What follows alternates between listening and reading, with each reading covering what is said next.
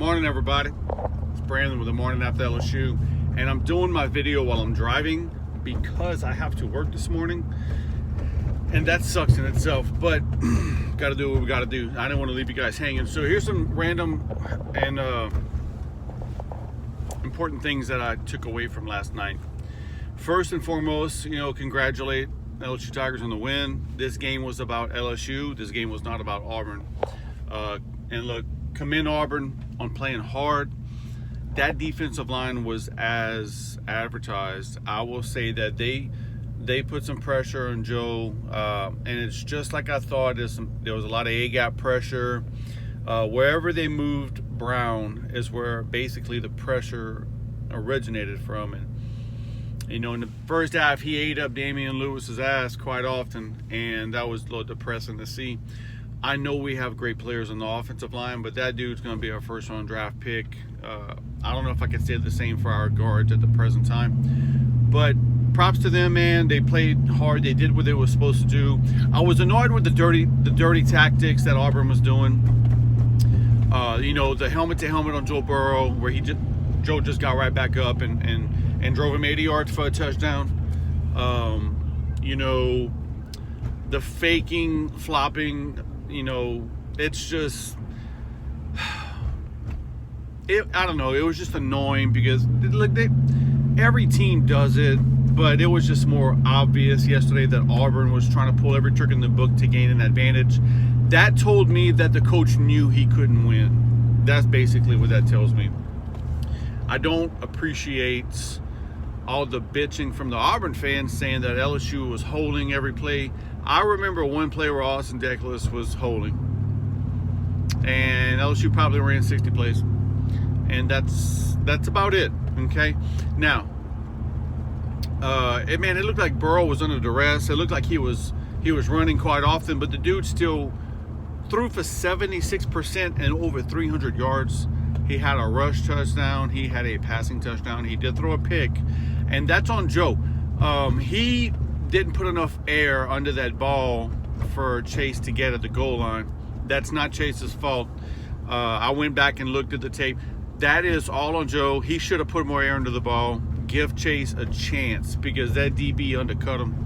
And if that ball is placed higher, well, then we know what Chase can do when it's a jump ball situation. Now, I like the running game. I tweeted this last night. LSU's run game showed out. We know that we were a better run blocking team than a pass blocking team based off of history with LSU. Yes, we know that we've thrown the ball over the yard all year long, and we can throw on anybody. I think what LSU showed the world yesterday is that y'all think we're just going to throw the ball like Oklahoma, like Texas Tech, like Alabama. We're just going to throw the ball everywhere. But guess what? We could run the ball too. And we ran the ball down the throats of the best D-line. Get this, when we wanted to. When we wanted to. We ran the ball down their throats. We ran for 189 yards collectively with the quarterback and all the running backs. And that includes the sacks. You can't say enough about the run game. And let me tell you all the significance about the run game, everybody. The run game is what's going to allow you to beat Alabama. We're not going to beat Alabama with Joe throwing for 500 yards. It doesn't work that way. If Joe's throwing 50 times against Alabama, we're going to lose this game in 2 weeks. But I'm going to digress on the Alabama thing. The only reason I brought them up is because it's the next game. We need the balance. I love Clyde Edwards-Helaire. This dude is a monster. I told y'all from the beginning of the season that he's going to be one of the most important players on this team. This guy, you can't tackle him. And if you talk to the LSU players in the spring game, they all say the same thing. They can't tackle him. He's too damn low to the ground. His balance and center of gravity, he's shifty. He's got great feet. He's got amazing footwork. He waits. He's patient. He waits for his blocks to develop. All right, I'm gonna park my truck. He's such a patient runner. He he's does not have elite speed, but he's got good speed. This guy is. I'm so glad 22's on our side, man. On our side, I love what Price is doing. He comes in as a change of pace, kind of a power back, and I love the way he finishes runs. If y'all notice, when Ty Davis Price comes in, the dude finishes his runs and falls forward. You get an extra 2 to 3 yards every time Price runs the ball because he knocks the living doo-doo out of whoever's trying to tackle him and he falls forward. That is the mark of a physical runner. And now what's on tape, the next teams, the next games, they say, man, you have Burrow. That's the first person you got to stop because he's the Heisman front runner. He is the best offensive player on LSU's team, respecting the positions. I think we all can agree with that. So what you're going to do, you're going to play coverage? Great. We're going to run at you. We're going to run at you. We ran at Florida. We ran at Auburn. Now, I'm going to say the next team we play in 2 weeks, based off of what I've seen this year, their defensive line is not as good as the defensive line we played yesterday. And they have some freshman linebackers. I'm going to tell you this right now. As long as the refs don't cheat, they not stopping LSU. They not stopping LSU. I honestly feel like, all right, I'm going to quote Kirk Herbstreit. When LSU played Texas, Kirk Herbstreit said, these wide receivers can take it whenever they want it. LSU can take it anytime they want it because the DBs were outmanned. I'm going to take that same philosophically driven statement and apply that to the Alabama defense. This LSU team can take it whenever they want it. We can run it. We can throw it. We're balanced.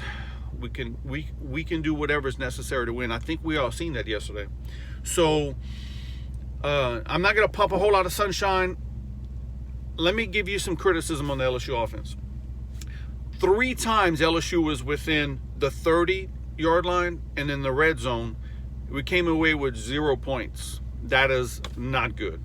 You need to come away with points. At least come away with field goals. I understand they had an amazing goal line stand against Auburn.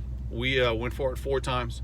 Ran it up the middle, which I didn't agree with because when you see Brown in the middle, you probably don't want to run it up the middle. That's giving respect to them. Put it in your playmaker's hand as your quarterback. I would rather throw a 50-50 jump ball to Marshall in the end zone or Sullivan and see what comes of it. You know, they just wanted to run. That's a coach's decision. Shame on them. Okay. Y'all, if LSU scores touchdowns those 3 times, the score is 44 to 20. And my prediction was 42-24. So if LSU does their business and not pee their pants in the red zone, I'm pretty damn close to my predictions. Now, did I expect them to choke? No. But it's an SEC rival. Auburn played. I tweeted this last night too. Auburn played like they couldn't lose because they couldn't lose this game. If Auburn wins this game, they're still in the West hunt. They're still in the playoff hunt, to be honest, because they have Georgia, Alabama. They could still play the SEC title game. Like, they have notable games that's going to propel them into the playoff conversation. They lost yesterday. They're a 2-loss team. They're out. So they played like they had something to lose. They had a sense of urgency, okay, in every aspect and facet of their game.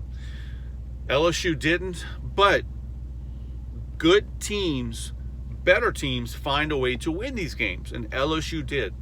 So the better team came out on top, regardless of all the shenanigans the Auburn players are doing. I mean, they were taking shots at our players after the whistle, helmet to helmets. I mean, you name it. I've seen holding calls on both teams, but I digress. The game is over.